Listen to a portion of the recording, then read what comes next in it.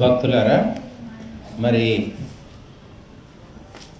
మహాభారతంలో ఒక కథ వస్తుంది. ఆ కథ చాలా పెద్ద కథ, కానీ సంక్షిప్తంగా చెప్తాను. ఒక పేద బ్రాహ్మణుడు భార్య, కొడుకు, కోడలు, మనవడు చాలా రోజులుగా ఆకలితో ఉంటారు. ధాన్యము కానీ అన్నము కానీ ఏది దొరకదు, కరువు అన్నమాట. వారం 10 రోజులుగా ఆకలితో ఉంటారు. వాడు అనుకోకుండా ఒక సత్తుపిండి అంటారు, అది అని మరి తెలుగులో సత్తుపిండి అంటారు. సత్తుపిండి దొరుకుతుంది. దొరికితే తెచ్చి రొట్టెలు చేసుకుంటారు. చేసుకొని భర్త మొదలు అత్త, మామ, తర్వాత భార్య, భర్త, పిల్లలు ఎవరి వంతుకు ఎంత రావాలో ఆ ప్రకారంగా తీసుకుంటారు. దానితో పాటుగా ఒక ఆచారం అప్పుడేముండేదంటే, తినే ముందు అతిథికి తినిపించాలి, ఒంటరిగా తినకూడదు. అందుకని అతిథి కోసం కూడా 2 రొట్టెలు పక్కన పెడతారు. ముందు అతిథి తినాలి కాబట్టి బయట వెతుకుతుంటారనమాట. ఎవరైనా అతిథి ఉన్నాడా, దొరుకుతారా, ఆయనకు భోజనం పెట్టాక మనం తిందాము. సరే, వెతుకుతూ ఉంటే ఒక అతిథి వస్తాడు. వచ్చేసి నాకు ఆకలిగా ఉంది అంటే, సరే మాతో పాటు కూర్చో అని మొట్టమొదలు ఆయనకు ఆ 2 రొట్టెలు ఇచ్చేస్తారు. కానీ అతిథి బాగా ఆకలితో ఉంటాడు, 2 తినేస్తాడు, ఇంకా కావాలంటాడు. ఇప్పుడు ఎవరి వాటా ఇవ్వాలి? మొట్టమొదలు ఇంటి యజమాని అంటే మామయ్య, ఆయన వాటా 2 రొట్టెలు ఇచ్చేస్తాడు. సరిపోలేదంటాడు, అత్తయ్య ఇచ్చేస్తుంది. తర్వాత కొడుకు ఇచ్చేస్తాడు, అది సరిపోలేదంటాడు, కోడలు ఇచ్చేస్తుంది. చివరికి పిల్లవాడి వంతు మిగులుతుంది. పిల్లవాడు కూడా మరి అప్పట్లో అంతా కూడా ఒక పద్ధతిగా ఉండేవారు. పిల్లవాడు కూడా నాకు అవసరం లేదు, అతిథి ఆకలి తీరాలి కాబట్టి అతనికి ఇచ్చేసేయండి. అన్ని రొట్టెలు ఆ అతిథి తినేస్తాడు. తిన్న తర్వాత అతను బయటికి వచ్చి చేయి కడుక్కుంటాడు.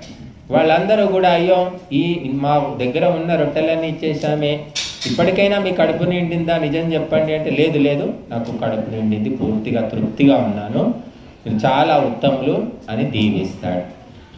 వాళ్ళు కూడా, అయ్యో ఇంతటితో అయినా ఆయనకు ఆకలి తీరింది, ఏదో మా దగ్గర ఉన్నది ఇంతే కదా అని సంతోషిస్తారు. అప్పుడు ఆ దంపతులు ఆ కుటుంబం యొక్క త్యాగానికి, సంతృప్తికి, సేవకు మెచ్చుకొని దేవతలు విమానం పంపిస్తారు అని కథ. ఇంకా చాలా ఉంది అది కథ. ఇందులో సారం ఏంటంటే, ఒక పేద బ్రాహ్మణుడు తనకు లేని దానిలో నుంచి తీసి దానం చేశాడు. ఒక ధనవంతుడు ఉంటాడు, కోటీశ్వరుడు, 10,000 దానం చేస్తాడు. పెద్ద గొప్పేం లేదు, ఎందుకంటే వాడి దగ్గర కోట్లు ఉన్నాయి, 10,000 ఇస్తే అదేముంది. కాబట్టి ప్రతి మనిషి కూడా, నాకేమీ లేదు, నాకు ఇంతే ఉంది, నాకే తక్కువ ఉంది, వాళ్ళకు చాలా ఎక్కువ ఉంది, వీళ్ళకు చాలా ఎక్కువ ఉంది, ఇలా చెప్తూ ఉంటారు. కానీ నీకున్న దాంట్లోంచే కొంత తీసి దేవతలకు సమర్పించు, పరోపకారానికి సమర్పించు, సేవ కోసం సమర్పించు. అది నీకు దేవతలు దానితో సంతృప్తి చెందుతారు. నీకు ఎక్కువైపోయి ఇస్తే దాంతో ఎవరు సంతృప్తి చెందరండి.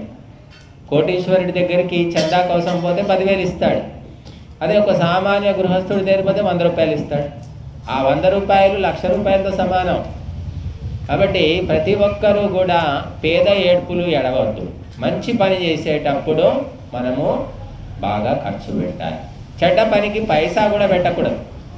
కానీ ఇప్పుడు ఎలా ఉందంటే, పేదవాళ్ళు అంటారు, కానీ మద్యపానము, మాంసాహారము, ఆ దేవతలకు మేకలు కోయడం, బోలెడు ఖర్చు పెట్టేస్తారు డబ్బులు, అప్పులు చేసి. మంచి పనికి మాత్రం లేదండి, కుదరదండి, వీలు కాదండి, చూద్దామండి, చేద్దామండి, ఇలా తప్పించుకుంటారు.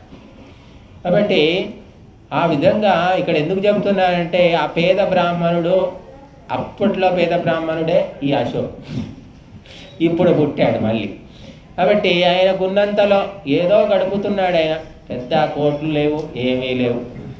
మరి ఆ ఉన్న దాంట్లోంచే కొంత భాగము తృప్తిగా తీసి ఇక్కడ దేవతలకు సమర్పించాడు. ఎన్నో పూజలున్నాయి, ఎన్నో వ్రతాలున్నాయి, ఎన్నో అర్చనలున్నాయి, మొక్కులున్నాయి, రకరకాల విధానాలున్నాయి. కానీ అవన్నీ కూడా పక్కన పెట్టి ఇది మంచిది అని అర్థమైంది. ఏ రకంగా అర్థమైందో తెలియదు. పోయినసారి చేశాడు, ఈసారి కూడా చేశాడు. కాబట్టి ఇక్కడ చిట్ట చివరికి మిగిలేది బూడిదే. మరి మేకను కోస్తే అన్నీ దొరుకుతాయి మనకు. మేక పేగులు ఉంటాయి, లివర్ ఉంటుంది, గుండె దొరుకుతుంది, కాళ్ళు తినొచ్చు, మెదడు తినొచ్చు, ఏది వ్యర్థం కాదు. ఇక్కడ మాత్రం ఏమి తినడానికి కుదరదు. భక్ష్యాలు తినేశాడు అగ్నిదేవుడు, పరమాన్నం తినేశాడు, కొబ్బరికాయలు తినేశాడు, ఎండు కొబ్బరి, అరటిపళ్ళు కూడా తినేశాడు. ఏముంది ఇక్కడ? కాబట్టి ఇక్కడ ఏమీ దొరకదు. దొరకని దానికోసం ఎవడు చేయాలి అని ఎవరు కూడా చేయరండి. ఎందుకు చేయరు అంటే ఇక్కడ ఏం దొరకదు. అంటే ఇప్పుడు దొరకదు, తర్వాత దొరుకుతుందంటే ఎప్పుడు దొరుకుతుందో ఎవడు చూడబోయాడు. ఇప్పుడు దొరకనప్పుడు ఎప్పుడో దొరికేది ఎవడికి కావాలి? ఇలా ఆలోచిస్తారన్నమాట మనుషులు. కాబట్టి మరి అటువంటి ఆలోచన లేని వాళ్ళనే ద్విజులు అంటారు, దేవతలు అంటారు.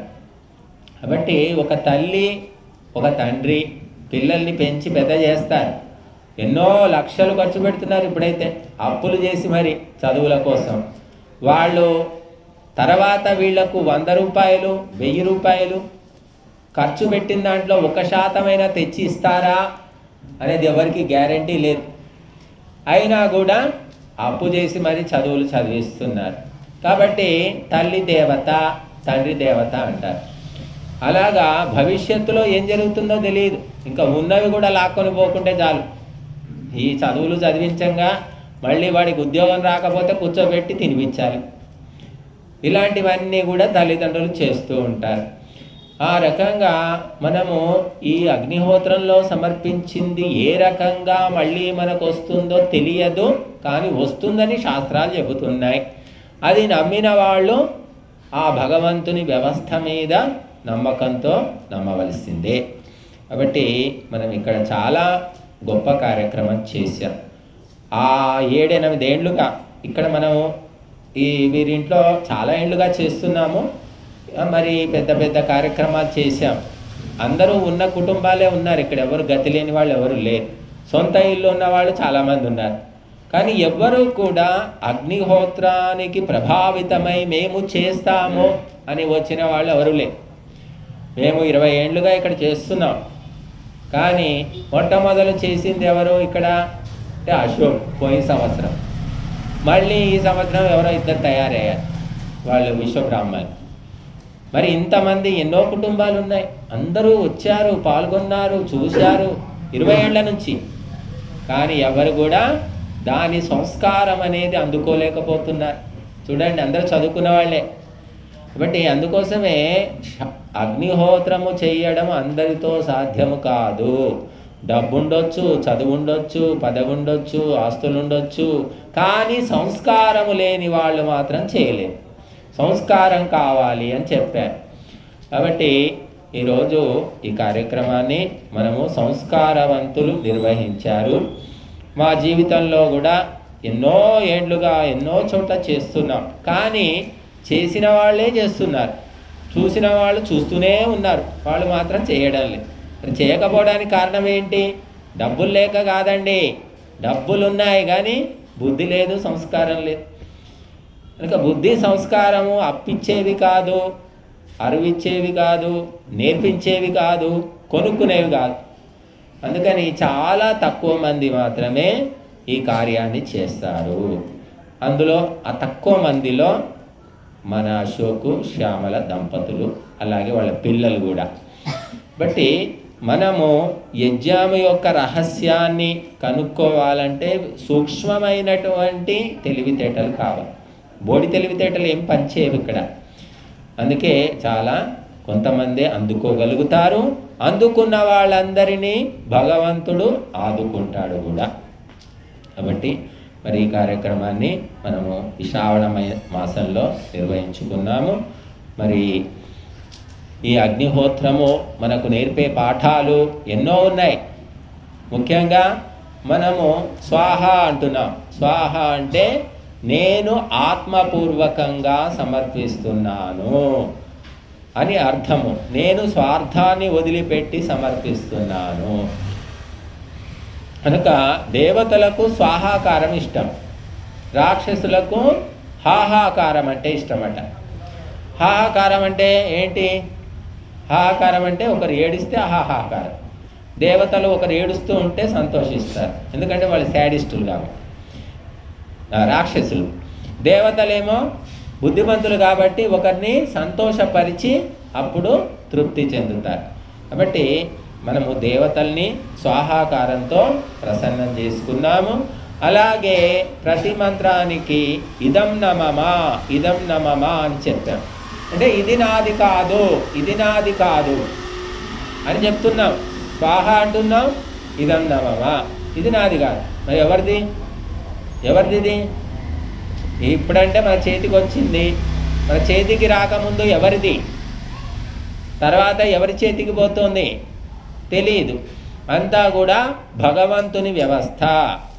బస్ ఎక్కిన కాసేపు నా సీటు అనుకుంటాం.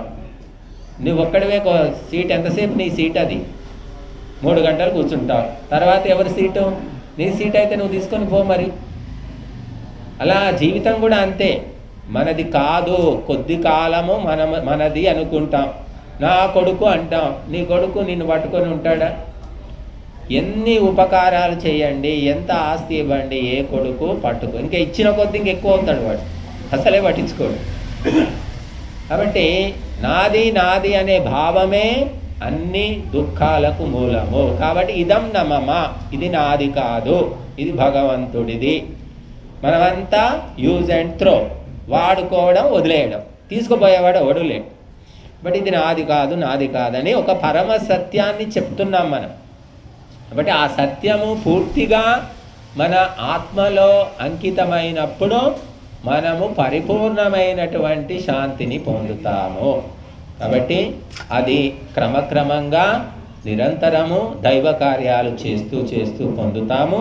కాబట్టి మొట్టమొదలు ఒక అడుగు వేస్తే తర్వాత నడక. అసలు అడుగు వేయలేకపోతే నడకేం నడుస్తావు? కాబట్టి ఇది ఒక అడుగు వేశారు. ఇప్పుడు రెండో అడుగు, అడుగు అడుగు నడకై నడక పరుగై పరుగై ఇంకెక్కడికో వెళ్ళిపోతాం. కాబట్టి మెల్లిమెల్లిగా ధర్మకార్యాలు మనకు ఉన్నంతలో చేసే ప్రయత్నం చేయాలి తప్ప ఏదో మాకు లేదు కుదరదు అంటారు. అంటే ఈ ధర్మ కార్యాలు ఇవి సాత్వికమైన కార్యాలు, ఇవి చేయాలంటే విశేషమైన సంస్కారం కావాలి. మామూలుగా లోకంలో అందరూ చేస్తూ ఉంటారు. ఇప్పటిదాకా విన్నారు కదా ఎలాంటి పనులు చేస్తారో దేవుడి పేరు మీద. అవి చేయడానికి పెద్ద తెలివేం అవసరం లేదు, కానీ దీనికి చాలా సంస్కారం కావాలి. కాబట్టి ఆ సంస్కారము అందరూ పెంపొందించుకుంటారని ఆశిస్తున్నాము. ఇప్పుడు మనము ఆరతి గీతంతో కార్యక్రమాన్ని ముగిద్దాం.